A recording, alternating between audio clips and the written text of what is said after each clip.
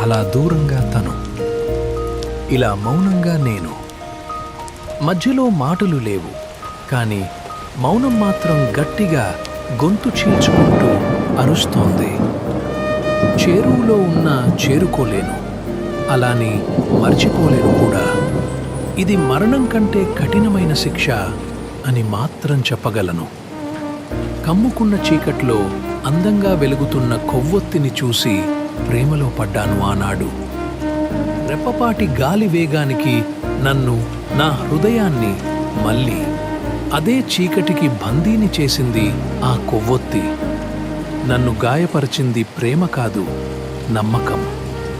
ఎందుకంటే ప్రేమ దూరమైతే మరిచిపోవచ్చు, కానీ నమ్మకం విరిగితే మనసే ముక్కలవుతుంది. ముగింపు ఎలా ఉన్నా ఆ పరిచయం ఒక అందమైన ప్రారంభం. ఆ ప్రయాణం ఒక మధురమైన అధ్యాయం. ఆ జ్ఞాపకాలు ఇప్పటికీ నా గుండెలో వెలుగుతున్న దీపాలే.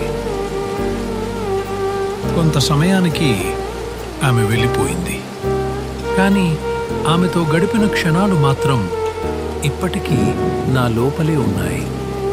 ఆరిపోయిన ఆ కొవ్వొత్తిలాగా, గాయంగా కాదు, ఒక అందమైన బాధగా. ఎందుకంటే కొన్ని ప్రేమలు కలిసిపోవడానికి రావు, మనసు మార్చటానికి వస్తాయి.